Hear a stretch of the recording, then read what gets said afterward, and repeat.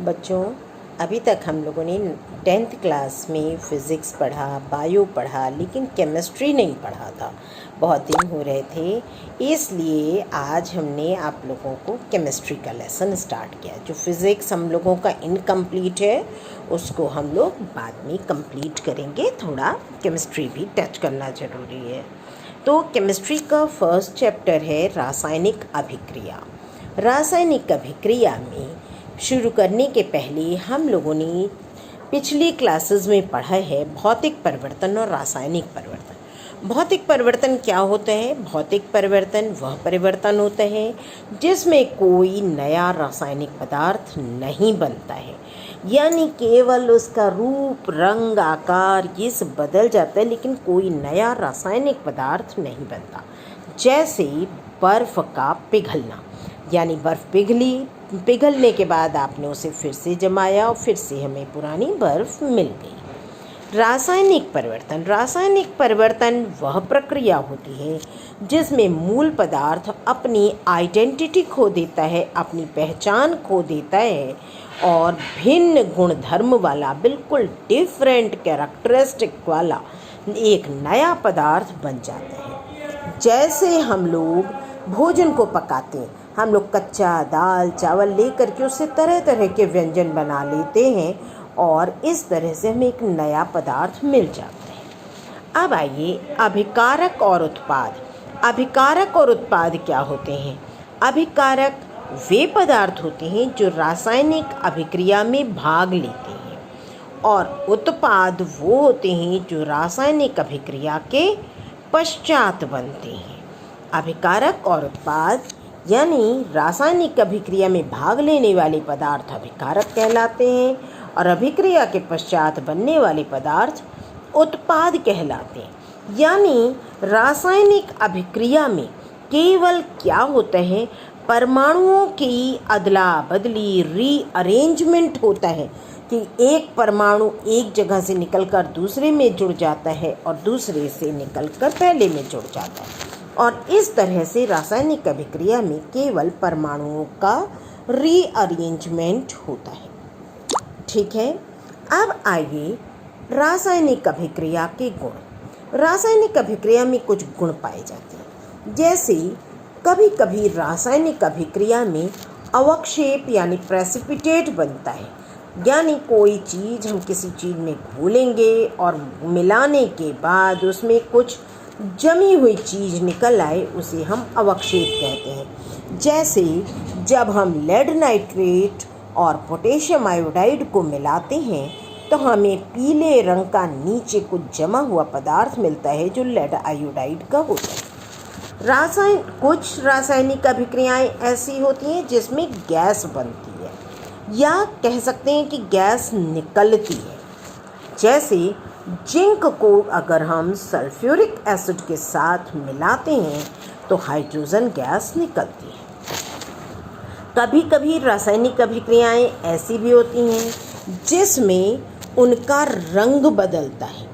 जैसे लोहा अगर आप नमी और हवा की उपस्थिति में रख दीजिए तो उसमें जंग लग जाती, जबकि लोहा ग्रेइश ब्लैक कलर का होता है और उसमें जो जंग लगती है वो ऑरेंज ब्राउन कलर की लगती है। तो क्या हुआ कि रासायनिक अभिक्रिया में कभी कभी रंग भी बदलता है। रासायनिक अभिक्रिया में कभी कभी अवस्था भी बदलती है।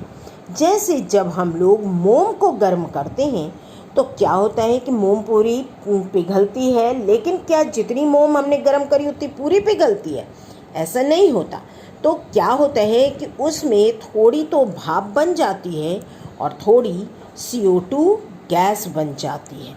यानी वो जो मोम था वो तो सॉलिड था, लेकिन जब उसका रासायनिक अभिक्रिया उसमें हुई तो वो गैस में बदल गई।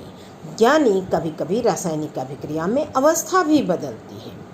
कभी कभी रासायनिक अभिक्रिया ऐसी भी होती है जिसमें ताप बदलता है। ताप या तो बढ़ जाता है या ताप घट जाता है। इस ताप बढ़ने और घटने के आधार पर जो रासायनिक अभिक्रियाएं हैं वो दो तरह की होती हैं, ऊष्माक्षेपी अभिक्रिया और ऊष्माशोषी अभिक्रिया। ऊष्माक्षेपी अभिक्रिया वो अभिक्रिया होती है, वह रासायनिक अभिक्रिया जिसमें ऊष्मा निकलने से ताप बढ़ जाता है।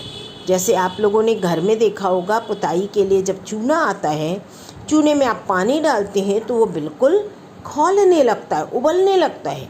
वही चीज़ चूना CaO, जब उसमें हम पानी मिलाते हैं तो CaOH होल ट्वाइस यानी कैल्शियम हाइड्रोक्साइड बनता है और वो उबलने लगता है। तो इस तरह की अभिक्रिया जिसमें रासायनिक अभिक्रिया के परिणाम स्वरूप अभिक्रिया का ताप बढ़ जाए या ऊष्मा निकले, गर्माहट निकले, तो वो अभिक्रिया ऊष्माक्षेपी अभिक्रिया कहलाती है। ऊष्माशोषी अभिक्रिया वो अभिक्रिया होती है जिसमें ऊष्मा अवशोषित होती है, यानी रासायनिक अभिक्रिया के पश्चात हमारी उस केमिकल का ताप जो है वो कम हो जाता है।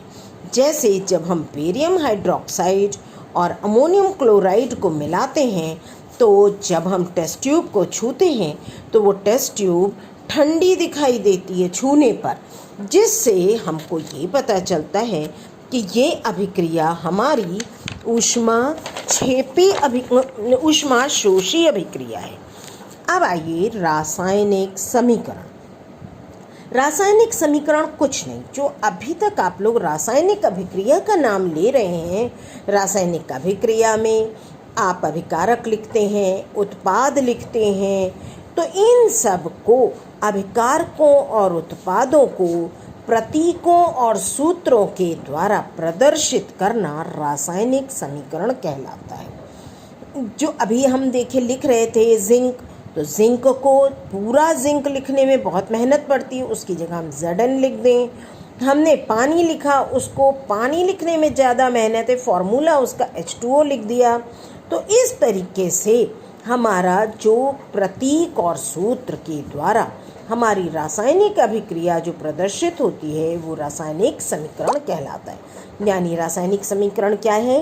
रासायनिक अभिक्रिया में भाग लेने वाले अभिकारकों तथा अभिक्रिया के पश्चात बनने वाले उत्पादों को प्रतीकों और सूत्रों के रूप में प्रदर्शित करना रासायनिक समीकरण कहलाता है।